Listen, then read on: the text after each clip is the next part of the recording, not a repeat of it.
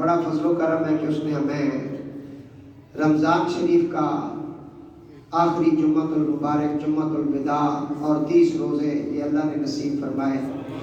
دعا ہے اللہ تعالیٰ اس کے فیوز و برکات تمام اہل اسلام کو نصیب فرمائے، نبی پاک صلی اللہ علیہ وآلہ وسلم کی سچی پکی غلامی نصیب فرمائے، مرنے سے پہلے پہلے آپ کا دیدار نصیب فرمائے۔ اس کلام کے اندر اس لیے تو اتنا اثر ہے کہ ایک ولی اللہ اس کو لکھتے ہیں اور ولی اللہ سنتے ہیں۔ میرے استاد محترم جب یہ شعر سنتے تھے، صدقے باری جان ویکھن والیاں، یا رسول اللہ آپ پر وہ قربان ہو جو جنہوں نے آپ کو دیکھا ہے، اور جنہوں نے دیکھا ہے وہ کہنے لگے اس صورت نو میں جان آکھاں کے جانے، جان آکھاں سچ آکھاں تے رب دی شان آکھاں جس شان تھی شانہ۔ اللہ کرے حضور کا دیدار جب کسی کو ہو جاتا ہے نا تو پھر وہ بس ہر وقت اسی تڑپ میں رہتا ہے کہ بس حضور کرم فرماتے رہے۔ سنا ہے آپ ہر عاشق کے گھر تشریف لاتے ہیں، میرے گھر میں بھی ہو جائے چراغاں یا رسول اللہ۔ میں نے جو آئے مبارکہ آپ کے سامنے تلاوت کی ہے، سورہ آل عمران ہے، اللہ تعالیٰ کا ارشاد پاک ہے۔ بڑے اختصار کے ساتھ 2-4 منٹ ایک ایک بات پیش کر کے ہم آگے نکلتے ہیں۔ ویسے تو یہ آیت مبارکہ کئی دفعہ میں پڑھ بھی چکا ہوں، ریکارڈ بھی کرا چکا ہوں، لیکن اس کے اندر بڑی خاص باتیں وہ آپ کے گوش گزار کر رہا ہوں، آج جمعے کا بہت بڑا تحفہ پیش کر رہا ہوں۔ اللہ تعالیٰ فرماتا ہے قُلْ إِن كُنتُمْ تُحِبُّونَ اللَّهَ فَاتَّبِعُونِي يُحْبِبْكُمُ اللَّهُ۔ قُلْ اے حبیب آپ فرما دیں۔ اب میں اس کی تشریح میں نہیں جانا چاہتا۔ قُلْ رسول اللہ کو خطاب ہے، امر کا صیغہ ہے، امر کہتے ہیں حکم کو، حکم دیا جا رہا ہے محبوب آپ سنا دیں، حالانکہ سارا کچھ حضور ہی نے سنایا ہے۔ الحمدو سے بناس کی سین تک جو کچھ بھی ہم نے سنا ہے حضور سے سنا ہے، کیونکہ جس نے بھیجا اسے ہم نے نہیں دیکھا، جو لے کر آیا اسے بھی ہم نے نہیں دیکھا، جس کی بارگاہ میں پہنچا اسے دیکھا بھی گیا، سنا بھی گیا، محسوس بھی کیا گیا، اور وہ جناب محمد مصطفیٰ صلی اللہ علیہ وآلہ وسلم کی ذات ہے۔ اللہ فرماتا ہے قُلْ إِن كُنتُمْ تُحِبُّونَ اللَّهَ فَاتَّبِعُونِي يُحْبِبْكُمُ اللَّهُ۔ اے حبیب آپ فرما دے تُحِبُّونَ اللَّهَ، جو لوگ دعویٰ کرتے ہیں کہ ہمیں اللہ سے محبت ہے۔ اس وقت کوئی ایسا مسلمان نہیں کہ جو یہ نہ کہے کہ مجھے اللہ سے محبت ہے۔ جتنے بھی مسلمانوں کے ہاں فرقے بنے ہیں سارے کے سارے یہی دعوت دیتے ہیں ہمیں اللہ سے محبت ہے، ہمیں اللہ سے محبت ہے۔ تحبون اللہ، جو کہتے ہیں ہمیں اللہ سے محبت ہے انہیں سنا دو میرے محبوب اس وقت تک ان کی محبت قابل قبول نہیں، فاتبعونی، جب تک وہ آپ کی غلامی میں نہ آ جائیں۔ فتبعونی کا مطلب یہ اتباع کریں، پیروی کریں، لیکن پیروی کے لیے محبت کا ہونا ضروری ہے، کیونکہ پہلے محبت کا ذکر ہے پھر اتباع کا ذکر ہے۔ اتباع آپ ویسے جتنی مرضی کرتے چلے جائیں، اگر محبت نہیں تو پھر فائدہ نہیں۔ تو نبی پاک علیہ السلام کی بارگاہ میں یہ ارشاد ہوا، اس کے اوپر مفسرین نے بہت کچھ لکھا۔ کہتے ہیں کہ جب حضور نے عیسائیوں کو دعوت دی کہ تم ادھر آ جاؤ، وہ کہنے لگے کہ ہم عیسیٰ علیہ السلام کو اللہ کا بیٹا مانتے ہیں اللہ کی محبت کی وجہ سے۔ عیسیٰ علیہ السلام اللہ کے بیٹے ہیں، نعوذ باللہ من ذالک، ہمیں بس اللہ سے محبت اس لیے ہم انہیں بیٹا مانتے ہیں۔ یہودی کہنے لگے ہم حضرت عزیر علیہ السلام کو اللہ کا بیٹا مانتے ہیں، اس لیے ہم اللہ سے محبت کرتے ہیں۔ اسی طرح کی محبت کا دعویٰ کچھ مشرکین کرتے تھے، جانوروں کو ذبح کرتے، ان کی بوٹیاں وغیرہ بتوں کے اوپر رکھتے اور کہتے کہ یہ بت ہمارے اور اللہ کے درمیان ذریعہ ہیں تو ہم ان سے محبت کرتے ہیں۔ تو یہاں اللہ تعالیٰ نے تمام محبتوں کو بالکل راندہ درگاہ کر دیا اور ارشاد فرمایا محبت کس کی قابل قبول ہے؟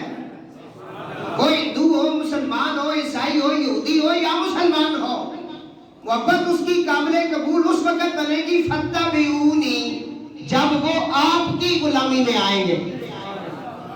حضور کے بغیر محبت قابل قبول ہے، اس لیے اللہ حضرت فرماتے ہیں خدا کا یہی ہے در، نہیں اور کوئی مفر مگر، جو وہاں سے ہو یہی آ کے ہو، جو یہاں نہیں تو وہاں نہیں۔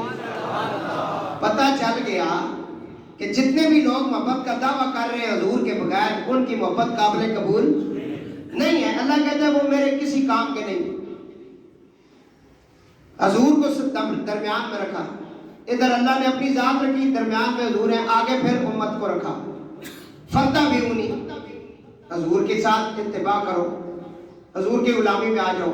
اتباع کا مطلب ہے پیروی کرنا، حضور کے پیچھے پیچھے چلنا۔ ہمارے علماء نے لکھا ہے، احمد یار نیمی نے اپنی تفسیر میں لکھا، وہ فرماتے ہیں نہ بابا بن کے آگے چل، نہ بھائی بن کے برابر چل۔ علماء اگر ہوتے نا تو وہ اس کی داد دیتے ہیں، انہیں سمجھ آتی میں کیا کہہ رہا ہوں۔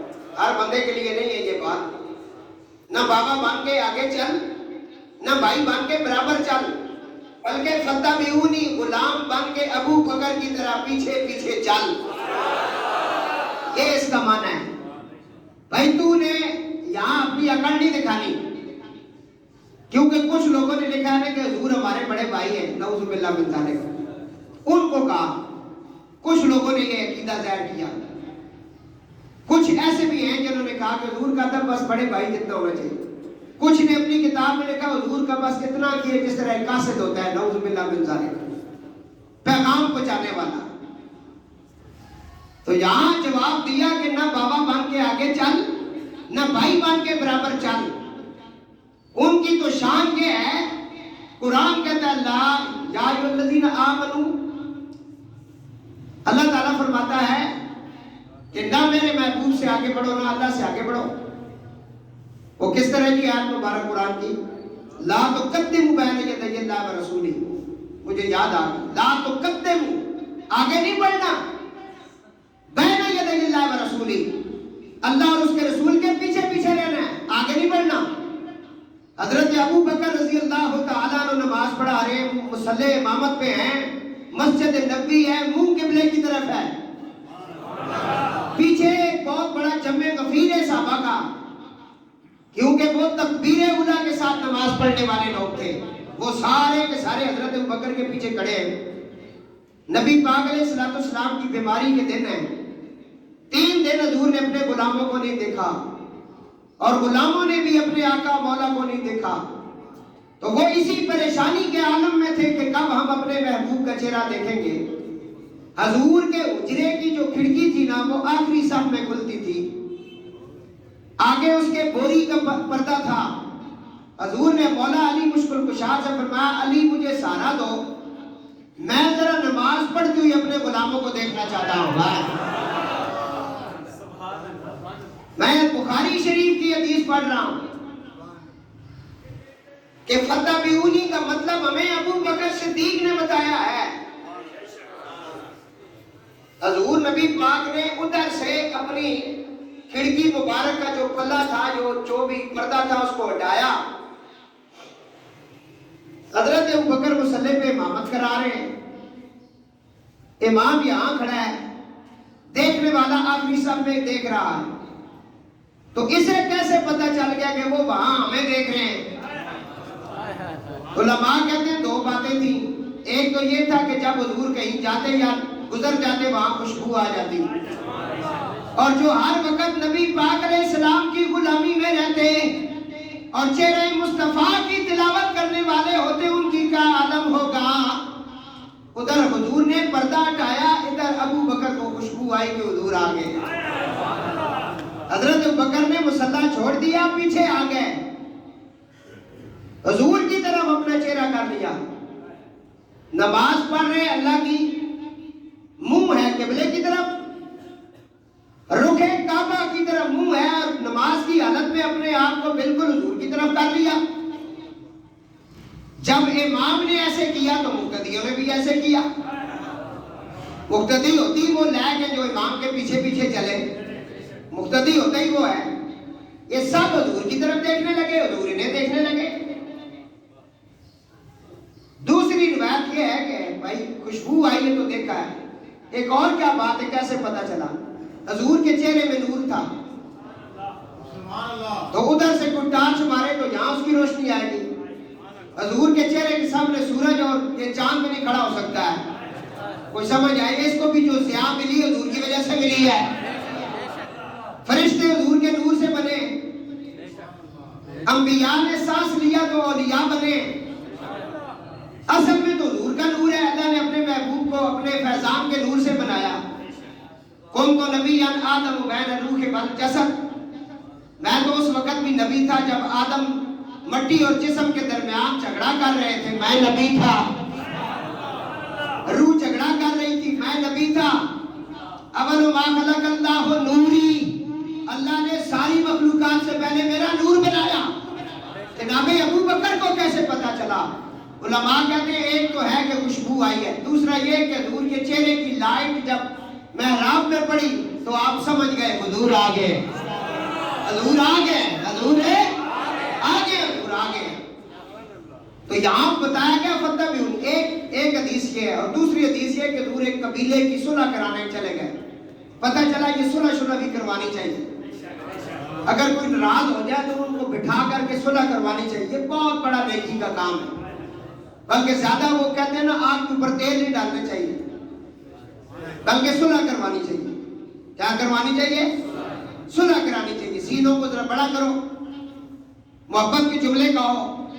انسان ہے, انسان ہو جاتا ہے, خطا کا پتلا ہے, تو کچھ ایسا نظام نکالے تاکہ صلح ہو جائے, ناراضگی نہ رہے. تو یہ آپس میں صلح کرانے حضور گئے قبیلے کی. پیچھے نماز کا وقت ہو گیا. حضرت بلال رضی اللہ تعالیٰ نے حضرت ابوبکر سے کہا کہ نماز پڑھائے, وقت ہو گیا.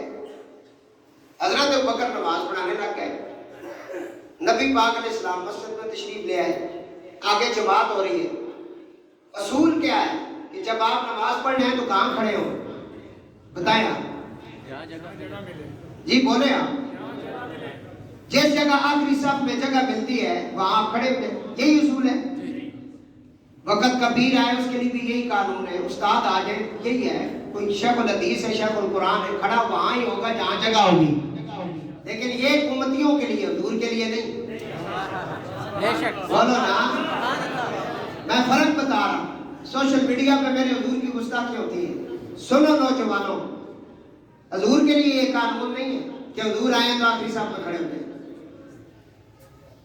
کیونکہ قرآن کہتا ہے حضور نے پیچھے کھڑے نہیں ہونا. نماز کی حالت میں نماز اللہ کی ہے. یہاں تک مولویوں نے لکھا کہ نماز میں گدی, لڑکی, بیل کا خیال آ جائے نماز ہو جاتی ہے. دیکھا ہے انہوں نے, دیکھا ہے, ریکارڈنگ ہو رہی ہے, کتابیں موجود ہیں. نماز میں محمد مصطفیٰ کا خیال ہے, نماز نہیں ہوتی. میں نے اسے کچھ بھی نہیں کہا, کہتا بھی کچھ نہیں. میں ایک ہی جملہ کہتا ہوں, اپنی اپنی چوائس ہوتی ہے دوست, اپنی اپنی پسند ہوتی ہے. تجھے گدی, لڑکی اور بیل کا خیال مبارک ہو, ہمیں مصطفیٰ کا خیال مبارک ہو. ہماری تو حضور کے خیال کے بغیر نماز ہوتی نہیں ہے. تمہیں کس نے کہا ہے؟ ہم تو نماز میں کھڑے ہوتے ہیں, یہ تصویر مصطفیٰ ہے. حضور کا طریقہ ہے, پہلا خیال ہی یہ نماز حضور کی ہے. اللہ نے تو نہیں پڑھی, اللہ نے تو حضور سے کہا کہ جس طرح میرا محبوب کرے اس طرح کرو. محبوب کا کھڑا ہونا, قیام بنا, جھکنا رکوع بنا, سر زمین پہ رکھنا سجدہ بن کے. تو جب آپ السلام علیکہ ایھا النبی پڑھتے ہیں تو خیال نہیں آتا. کیا سمجھ؟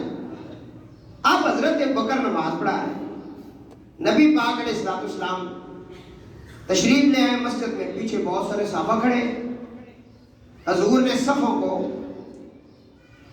چیرتے ہوئے, توڑتے ہوئے نماز کی حالت میں آگے تشریف لے آئے. یہ کسی مولوی صاحب یا پیر کے لیے نہیں ہے, یہ نبیوں کے امام کے لیے ہے. کہ مسجد اقصی میں اس چیز کی انتظار تھی کہ آدم سے عیسیٰ تک سارے صف میں کھڑے ہیں, آگے کون کھڑا ہوگا؟ مصلی امامت بچھا ہوا ہے. ہاں جی, حضرت سیدنا جبریل امین نے حضور کے ہاتھ مبارک کو پکڑا اور مصلی امامت پہ کھڑا کیا. جس کے سارے مقتدی بن کے آئے اس کو امام الانبیاء کہتے ہیں. امام الانبیاء. کچھ سمجھ آئی ہے؟ تو حضور تشریف آگے لے آئے.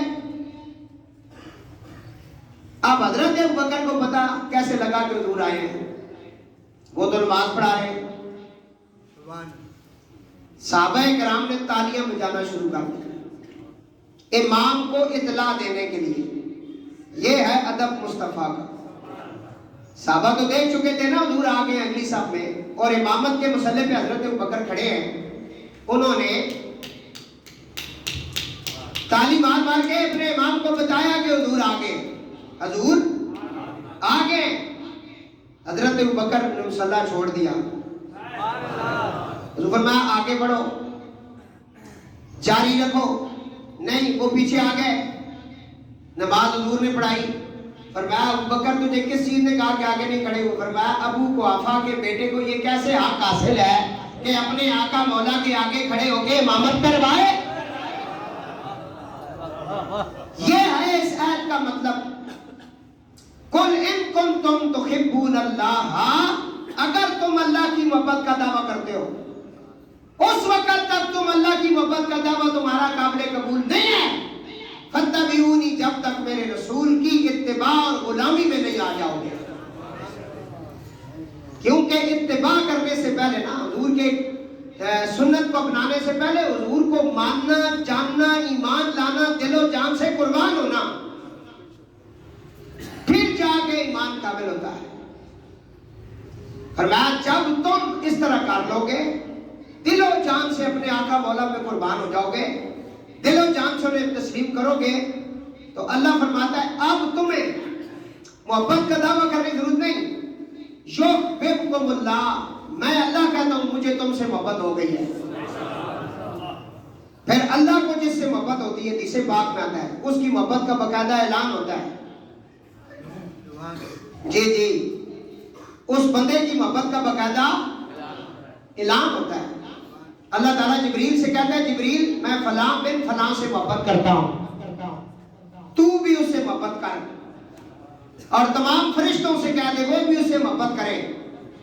فرشتے بھی محبت شروع کرتے ہیں. یا اللہ اور ہمارے لیے حکم فرمایا اہل زمین پر اترو, جہاں جہاں مومن ملتے ہیں اس کے دل میں اس کی محبت پیدا کرو جس سے مجھے محبت ہو چکی ہے. 1000 سال ہو گئے جی حضرت غوث پاک کو, ہمیں ان سے محبت ہے. دادا صاحب کو 1100 سال ہو گئے, ان سے محبت ہے. صحابہ کرام سے ہمیں محبت ہے. اہل بیت رسول سے محبت ہے. یہ ہمارے دل میں محبت ڈالی کس نے ہے؟ اس کی مرضی کے بغیر تو پتہ نہیں چل سکتا محبت کیسے آ گئی, اتنی پاکیزہ چیز ہمارے دل میں کیسے آ گئی. فرمایا اللہ کہتا ہے جب میں چاہتا ہوں نا کہ فلاں میرا محبوب ہے تو اس کی محبت اللہ مومنوں کے دل میں ڈالتا ہے. پھر اللہ آگے فرمایا خطا احببتہ, سنے ایک حدیث آگے, یہاں تک کہ مجھے جب بندے سے محبت ہو جاتی ہے نا, یتقرب الیہ بالنوافل, نفلوں کے ذریعے وہ جب میرے قرب میں آ جاتا ہے مجھے اس سے محبت ہوتی ہے. جب مجھے محبت ہو جاتی ہے میں اس کی آنکھیں بن جاتا ہوں جن آنکھوں سے وہ دیکھتا ہے. نہیں سمجھے آپ؟ اللہ کہہ رہا ہے اس کی آنکھیں میں بن جاتا ہوں, اس کی زبان میں بن جاتا ہوں جس سے وہ بولتا ہے, اور میں اس کے ہاتھ اور پاؤں میرے ہو جاتے ہیں, اس کا پکڑنا میرا پکڑنا, اس کا چلنا میرا چلنا, کیونکہ اب سارا اس کے وجود میں میری قدرت آ جاتی ہے. اسے کہتے ہیں ولی اللہ. کیا کہتے ہیں؟ بندہ منبر پہ ہوتا ہے, خطبہ مسجد میں ہوتا ہے, لاکھوں کی تعداد میں صحابہ ہوتے ہیں, بندے کا نام حضرت عمر ابن خطاب ہے, خلیفہ دوم ہے, مراد رسول ہے. بندہ منبر پہ کھڑا ہے تو دوران خطبہ آپ ارشاد فرماتے ہیں اے ساریہ پہاڑ کی اوٹ میں چلے جاؤ, اے ساریہ اپنے آپ کو بچاؤ اور پہاڑ کی اوٹ میں چلے جاؤ. یا ساریۃ الجبل, ساریہ پہاڑ کی اوٹ میں چلے جاؤ. اب نہ یہ خطبے کا حصہ ہے، نہ جز ہے، نہ خطبے کا کلام ہے، یہ ایک بندے کی بات ہو رہی ہے۔ صحابہ کرام بڑے پریشان ہو گئے کہ حضرت امیر المومنین عمر ابن خطاب کو کیا ہو گیا ہے کہ دوران خطبہ یہ ساریہ کو آوازیں دے رہے تھے۔ امام خطبہ دیتے دیتے کسی دوست کا نام لینا شروع کر دے یا آوازیں دے تو لوگ کیا کہیں گے؟ انہوں نے کہا امیر المومنین کو کیا ہو گیا ہے، خطبہ مسجد نبوی میں دے رہے ہیں اور دوران خطبہ کہہ رہے ہیں یا ساریہ پہاڑ کی اوٹ میں ہو جا، تیرے اوپر حملہ ہونے والا ہے، ادھر ہو جا ادھر ہو جا، بچ بچ بچ گولی آ رہی ہے، یہ کیا ہوا ہے؟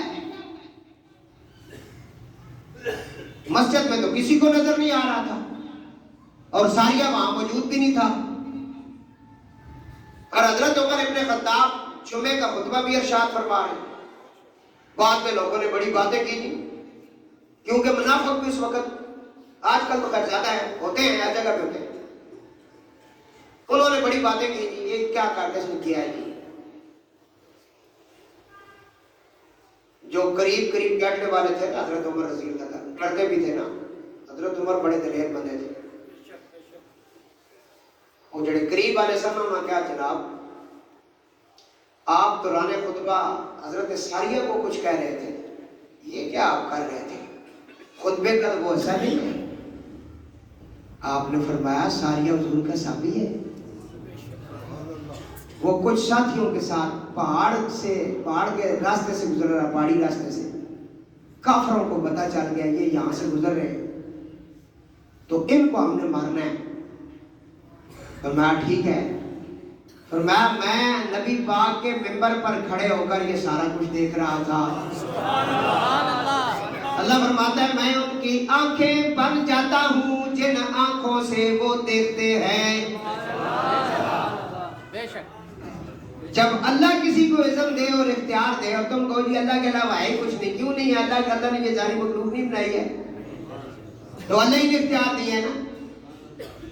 ہاں جی تیری ٹیکنالوجی اتنے اوپر چلی گئی، جہاز اڑنے شروع ہو گئے ٹنوں کے حساب سے، جہاز اڑ رہے ہیں ٹنوں کے حساب سے، جہاز اوپر اڑ رہے ہیں، 500-550 بندہ جمبو جٹ کے اندر بیٹھا ہوا ہے، سامان بھی لے کے جا رہا ہے، یہ سارا کچھ تو نے بنا لیا، یہ عقل تجھے کس نے دی ہے؟ رسول کی اور علی کی اور صحابہ کی بات ہے تو مطلب آگے باتیں کرتا ہے کہ یہ جانتے کچھ نہیں ہے، اپنے اوپر تو سارا کچھ جانتا ہے، تیرا موبائل اس وقت سارا کچھ بتا رہا ہے، یہ کس جگہ پہ بیٹھا ہوا ہے، بندہ کہاں سے، اس کی لوکیشن ہے، کیا ہو رہا ہے، اس کے اندر سارا کچھ ہے۔ حضرت عمر فرماتے ہیں میں منبر پہ کھڑے ہو کے دیکھ رہا تھا حضرت ساریہ پہ حملہ ہونے والا ہے، میں نے یہاں سے کھڑے ہو کے اس کی کمان کی اور کہا ساریہ جلدی جلدی پہاڑ کی اوٹ پہ چلے جاؤ۔ اب یہ فاصلہ ہزاروں میل دور ہے جی، درمیان میں پہاڑ بھی آئے، راستے بھی آئے، صحرا بھی آیا، دیواریں بھی آئیں، مکان بھی آئے، عاشق رسول منبر پہ کھڑے ہو دیکھ رہا ہے کہ وہ فرمایا خطہ احببتو، جب وہ میرے محبوب کی محبت میں گرفتار ہو گئے نا، میرے محبوب کی محبت کو انہوں نے اوڑھنا بچھونا سب کچھ بنا لیا، فرمایا خطہ احببتو، یہاں تک کہ مجھے بھی اب ان سے محبت ہو گئی، اب یہ سارا کچھ میں دیکھنے لگا۔ حضرت ساریہ بعد میں 3 دن بعد حضرت ساریہ یہاں ان کا قاصد آیا، اس نے کہا حضرت عمر سے آپ کا بڑا شکریہ، ہم آپ کے بڑے احسان مند ہیں، آپ نے ہماری جان بچائی ہے۔ فرمایا وہ کیسے؟ فرمایا صحیح جمعے کا ٹائم تھا، خطبے کا ٹائم تھا، آپ کی آواز گونجنے لگی ساریہ پہاڑ کی اوٹ میں چلے جاؤ، پہاڑی کی اوٹ میں چلے جاؤ۔ یہ اللہ والوں کی بات ہے، اللہ بولے نا، اللہ والوں کی بات ہے۔ یہاں میں ہزاروں آپ کو ایسی کرامات صحابہ کی اولیاء کی سنا سکتا ہوں، ہزاروں کرامات ایسی اللہ کے ولی بھی جانتے ہیں۔ حضرت سیدنا عیسیٰ علیہ السلام کے جو 4 معجزے قرآن نے بیان کیے، اس میں ایک معجزہ یہ بھی بیان کیا ہے کہ آپ کے پاس عیسائیوں کے لڑکے آ کر بیٹھتے نا تو آپ ان کے گھر کی ساری باتیں ان کو بتا دیتے، کہتے تمہارے گھر میں فلاں جگہ فلاں مقام میں فلاں چیز پڑی ہوئی ہے، وہ گھر جا کے ماں باپ سے کہتے کہ جو سچے دل سے ایمان نہیں لاتے نا، آپ ان کے امتحان کے لیے یہ باتیں کرتے ہیں۔ وہ فلاں فلاں مقام پہ آپ کی چیز پڑی ہوئی ہے، وہ جا کر دیکھتے تو فلاں فلاں مقام پر ہوتی. یہ قرآن کے اندر ہے، یہ کوئی حدیث بھی نہیں ہے. آپ نے 4 مردے زندہ کیے حضرت عیسیٰ علیہ السلام نے. تینوں پہ تو لوگوں نے کہا نہیں جی ان کو سکتہ ہو گیا تھا تو آپ نے ان کو زندہ نہیں کیا، یہ خود ہی زندہ ہو گئے. ان میں ایک لڑکی تھی، ایک نوجوان لڑکا تھا، ایک اور بابا تھا. بہلا کر اللہ کے نبی نے فرمایا بھائی تم باز نہیں آتے؟ قبرستان میں جاؤ، سب سے پرانی قبر پہ ہاتھ رکھو، اگر میں اللہ کا پیغمبر ہوں تو اسے زندہ کروں گا. وہ گئے جی سب سے پرانی قبر پہ ہاتھ رکھا. انہوں نے کہا ہم اپنے باپ داداؤں سے، وہ اپنے باپ داداؤں سے سنتے آئے یہ بڑی پرانی قبر ہے اس گاؤں کے اندر. آپ نے ہاتھ رکھ کے کہا کم باذن اللہ. قبر پھٹی، بندہ باہر نکلا، نام ہے سام بن نوح علیہ السلام. نوح علیہ السلام کا بیٹا 4000 سال کے بعد حضرت عیسیٰ نے زندہ کیا. اور جب اللہ پاور دیتا ہے اس کے بندے سب کچھ کر سکتے ہیں.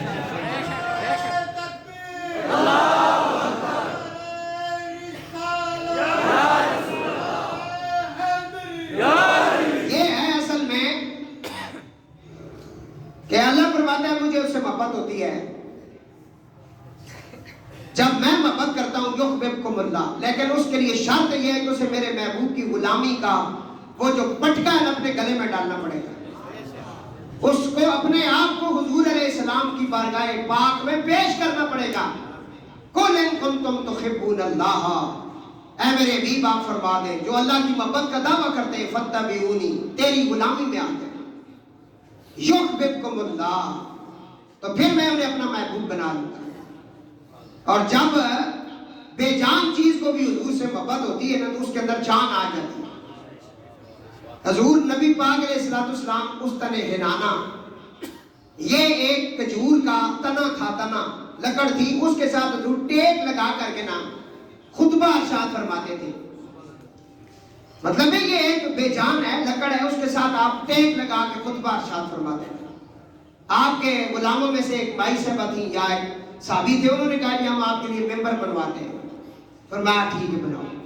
وہ ممبر لے کے آئے تو حضور ممبر پر جلوہ کار ہو گئے.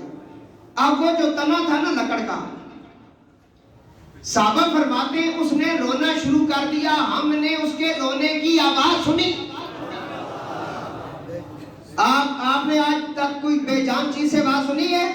صحیح حدیث میں پڑھ رہا ہوں، کتاب میرے سامنے موجود ہے، میں بھی کھول کے ایک ایک لفظ کتاب حوالہ نمبر کتاب سارا کچھ بتا سکتا. حدیث صحیح حدیث، بخاری مسلم سیاستہ کی کتب کے اندر یہ حدیث موجود ہے. اس تنے ہنانا، وہ حضور کی محبت میں اسے رونا شروع کیا. بہل آ کر حضور ممبر سے نیچے اترے، جا کر کے اس تنے ہنانا کو آپ نے اپنی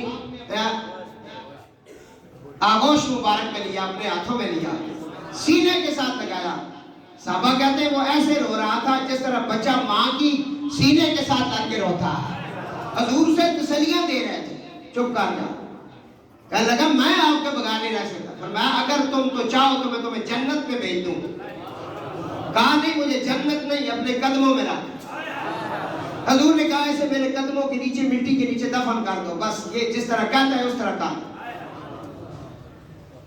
حضور کی محبت میں بیڑیوں نے بولنا شروع کر دیا تھا. بیڑیا جو چیر پھاڑ کے کھا جاتا ہے بکریوں کو، ہرنیوں کو، وہ حضور کی محبت میں اس نے بولنا شروع کر دیا. بلکہ ایک بیڑیا ہے تو اس نے کہا یا رسول اللہ اپنے صحابہ سے کہیں کہ یہ اپنی بکریوں میں سے کچھ ہمارا ایسا بھی نکالا کریں. پڑھے میں کتابیں، تم تو کہتے ہو کہ محمد علی جس کا نام ہے وہ اختیار ہی رکھتے.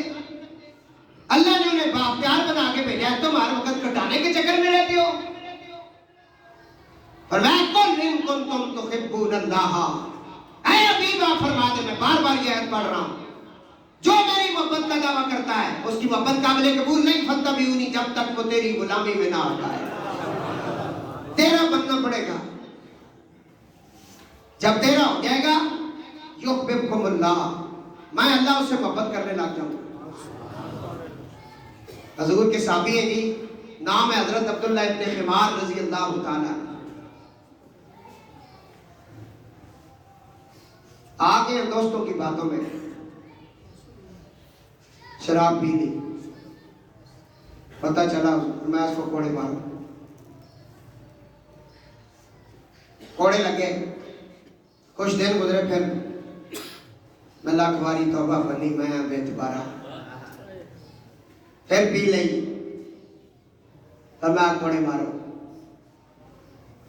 کوڑے لگ گئے، کچھ دن گزرے پھر پی لی، کئی دفعہ تروڑی پھر پی لی۔ حضور نے تکے مار کے گھروں باہر نہیں کٹا، اے حضور نے دار ہے، ہاں جی، یہ سوٹا لے کے ہر ویلے جڑا سر تے کھڑوتے رہے نا، وہ مولوی جنہاں پل بنایا نا اللہ نے ولی، پھر پی لی، پھر مار کوڑے مار، کوڑے لگو لگے نا، تو ایک دوست اٹھا انہوں نے، اس کا یہ بہت بڑا لعنتی ہے، یہ حدیث پڑھی ہوئی کتاب میں، میری سرکار نے سن لیا، ہائے ہائے، میری سرکار نے فرمایا اپنے الفاظ واپس کر، اس کو لعنتی کہہ رہا ہے، کہا یا رسول اللہ یہ بار بار پیتا ہے، بار بار اس کو مار پڑتی ہے، اور یہ مطلب ہے آپ کو اذیت دیتا ہے نا، تنگ کرتا ہے۔ حضور نے کہا تجھے نہیں پتا یہ اللہ اور اللہ کے رسول سے محبت کرتا ہے، اور کوئی ہوتا ہے جس کی محبت کو نامینیٹ کیا جاتا ہے، مرید تو بڑے ہوتے ہیں لیکن پیر سب کا نہیں کہتے کہ یہ مجھ سے محبت کرتا، کوئی مرید ہوتا ہے جس کے بارے میں پیر بھی کہتا ہے یہ مجھ سے محبت کرتا۔ حضور نے ان کی محبت کو نامینیٹ کیا، فرمایا واپس کر اپنی لعنت، تجھے نہیں پتا یہ اللہ اور اللہ کے رسول سے محبت کرتا ہے۔ اب اس کی شرح علماء نے لکھی، کہتے ہیں کہ اس اندر ہے کیا، وہ کیسے محبت کرتا ہے۔ حضور نے کہا صبح سے شام تک میرا جب استانہ کھلا ہوتا ہے نا، تو لوگ آ کر اپنی غم مجھے سناتے ہیں، اپنی باتیں سناتے ہیں، کوئی کہتا ہے بیوی بیمار، کہتا ہے بچے بیمار، کہتا ہے بچے کوئی نہیں ہے، کوئی کہتا ہے جی رزق کا مسئلہ ہے، کوئی یہ ہو گیا، کوئی وہ ہو گیا، کوئی پھل ضائع ہو گیا، کوئی فصلیں تباہ ہو گئی، سارا دن لوگوں کی پریشانیاں سنتا ہوں میں، لوگ آتے ہیں میرے پاس، لیکن یہ نہیں آتا ہے اس کام کے لیے، یہ مجھے خوش کرنے آتا ہے، اس کا کوئی ایسے ارادہ ہی نہیں ہوتا کہ میں کوئی ایسی بات حضور کے سامنے کروں، یہ آ کر میرے سامنے بیٹھ جاتا ہے بس۔ جب میں غم کی کیفیت میں جاتا ہوں نا، کیونکہ حضور مائی باپ ہے نا بھائی، غم کی کیفیت میں جاتا ہوں، یہ مجھے خوش کرنے کے لیے، کوئی خوش طبی کے لیے کوئی بات کرتا آیا، اور بولو نا ہے تو حدیث سنی کوئی نہیں، پتہ نہیں منہ کڑے بس رکھے ہیں، تو ماڑے در تک ہو تھوڑی دیر درود پڑھ لو، تو ساتھ ادب ذرا کاٹ ہو گیا، پڑھو درود پاک، اچھا پڑھو، اچھا پڑھو، الصلاۃ والسلام علیک یا رسول اللہ وعلی آلک واصحابک یا عرفان بھائی سمجھ آئی؟ یہ بڑی خاص بات ہے۔ حضور نے کہا یہ جب میرے پاس آتا ہے نا، یہ اپنے غم سنانے نہیں آتا، یہ دیکھتا ہے کہ میرا محبوب، میرا مرشد اس وقت غم کی کیفیت میں ہے اپنے غلاموں کی وجہ سے، تو یہ خوش کرنے کے لیے نا کوئی لطیفہ سناتا ہے۔ اسلام کے اندر کچھ لطیفہ جائز بھی ہے، کچھ حد تک، کس طرح میں وہ لطیفہ سناتا ہوں۔ ایک جگہ پہ سارے صحابہ بیٹھے ہیں، سب نے کھجوریں کھائی، تو ساری کھجوریں اٹھا کر نا مولا علی کے وہ کھا گئے، تو اس کی ساری گٹکیں جو تھی نا، اڑیکیں جسے کہتے ہیں اپنی زبان میں، مولا علی نے سامنے ڈھیر لا چھوڑا۔ انہاں صحابہ مذاق کی تھی مولا علی نے، انہاں فرمایا دیکھو جی ہم نے تو کھجوریں کھائی نہیں، علی نے تو اتنی کھائی ہے، دیکھو نیچے اڑیکوں کا ڈھیر لگ گیا ہے، یہ مذاق ہے۔ وہ اڑیکیں انہوں نے مولا علی کے سامنے رکھ دی، مولا علی نے آگے سے کیا فرمایا؟ فرمایا میں تو پھر بھی اڑیکا کٹنا رہا، تسی اڑیکا بھی کھا گئے ہو۔ وہ کچھ سمجھ آیا؟ اتنی مساق جائز ہے جتنی میں بھی کرنا رہنا نا، بھج کے نہ ذرا ما سمجھا اے حضور نہیں سنو تے تسی میں نہ سمجھ چاڑنا نہ کرو، خوش ہویا کرو ماڑے اوپر، اچھا بولو سبحان اللہ۔ اتنی جائز ہے، مطلب صاحب ہوری تواڈے بڑے بھائی جڑے سن نا، انہاں دی گل میں سناؤ، ایک بار آیا میرے کول بیٹھ کے، تے مطلب ہے سردیاں نے دن سن تے ٹائم بہت جلدی جڑا نا نکل جلدا، بہت جلدی بیٹھے رہے جی، اثر نہیں پڑھی نے ماڑے کول بیٹھے رہے، نال ہی مغرب نے ٹائم ہو گیا، وہ کہنے میں تازہ وضو کر رہا ہوں، میں کر رہا ہوں، اٹھ کے گیا نا وضو کرنے ہاں، اذان شروع ہو گئی، تے پھر اندر آیا تے کہنے آیا ماڑے اللہ نہ اندر جان دینا نہ باہر نکلو دینا۔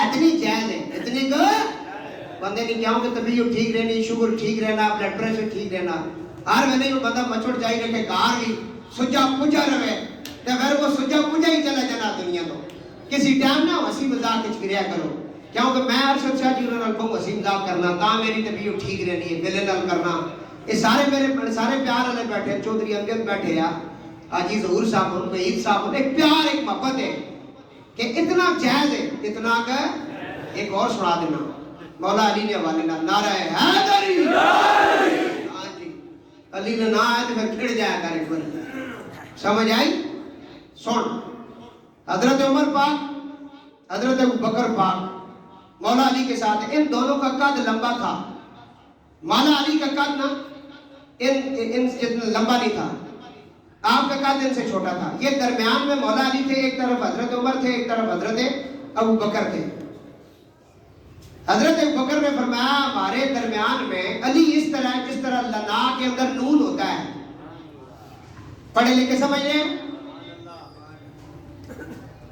لا نون نا درمیان میں نون ہوتا ہے ادھر بھی ہے ادھر بھی انہوں نے کہا علی ہمارے درمیان ایسا ہے جس طرح لنا میں نون ہوتا ہے مولا علی نے پھر اگوں کے جواب دیتا صدقے جاواں فرمایا مدینہ العلم والی الرواب مولا علی نے فرمایا نون وچوں کڈی چھوڑو اور تسی سمجھ گئے ہو نون وچوں کڈی چھوڑو تے پڑسی لا لا نہ میں نہ نہیں فرمایا میں نہ ہوں تے تسی تے آئی نہیں ہن میں جملہ کو لگا فرمایا میں چما وچ بھی میں پنجا وچ بھی میں دسا وچ بھی آیا جیسے جیسے میں نے چیک کر سے میں اٹھے ہو سا لنا کے اندر سے نون نکالے فرمایا پھر کسی کی حیثیت نہیں رہتی اتنی ایک مذاق اسلام کے اندر جائز ہے فرمایا میرے صحابی کو لانتی نہ کہے یہ اپنی لطیفے مجھے سنا کر خوش کرتا ہے اس لیے حضور نے کہا یہ اللہ اور اللہ کے رسول سے تو فرمایا میرے حبیب سنا تو کل ان کن تم تخب جنگ احد ہو گئی بہت بڑی جنگ ہوئی ہے ایک صحابیہ عورت مدینہ پاک میں رستے جا کے کھلو گئی ہے جی حضور نبی کریم علیہ السلام کے صحابہ کا قافلہ واپس آیا اس نے دیکھ کر کہا نبی پاک علیہ السلام کیسے ہیں حضور کی طبیعت کیسی ہے حضور ٹھیک ہے یا کہ نہیں قافلے والوں نے کہا تیرا باپ شہید ہو گیا کہنے لگی انا للہ و انا الیہ راجعون ادھر ہی کھڑی رہی پھر قافلہ اس نے کہا حضور کیسے ہیں کہا تیرا شوہر شہید ہو گیا کہا انا للہ و انا الیہ راجعون پھر قافلہ آیا ان سے پوچھنے لگی نبی پاک علیہ السلام کی طبیعت مبارک کیسی ہے انہوں نے کہا نبی کریم علیہ السلام تو ٹھیک ہے لیکن تیرا جوان بیٹا حضور کے نام پر قربان ہو چکا ہے کہنے لگی انا للہ و انا الیہ راجعون مجھے یہ بتاؤ میرے محبوب کیسے ہیں تھوڑی دیر گزری نبی پاک علیہ السلام کی قافلہ مبارک اور آپ کی سواری اسے نظر آنے لگی دوڑ کر آگے بڑھی حضور کو دیکھ کر کہنے لگی نہ کلیم کا تصور نہ خیال طور سینہ میری آرزو محمد میری جستجو مدینہ حضور کی طرف دیکھا کہنے لگی یا رسول اللہ آپ قریت سے ہیں اگر آپ قریت سے تو پھر ہماری بقا ہے بقا تو کیا کہا تو خبون اللہ اللہ کی محبت تب قابل قبول ہے فتبعونی جب حضور پر قربان ہو جاؤ گے تو آج کی تقریر کا موضوع یہ تھا کہ نبی پاک علیہ السلام کی ذات بابرکات پر ہم نے دل و جان سے قربان ہو اور آگے فرمایا وَيَغْفِرْ لَكُمْ ذُنُوبَكُمْ وَاللَّهُ غَفُورٌ رَحِيمٌ جب آپ اس طرح کرو گے نا فرمایا پھر تمہارے سارے گناہ اللہ معاف کر دے طریقہ کار ہوتا ہے جب حضور کی محبت میں آ جاؤ گے تمہارے سارے گناہ معاف کر دیے جائیں گے اور اللہ بہت بڑا ہے بہت بڑا رحیم ہے بہت بڑا کریم ہے درود پاک پڑھیں گے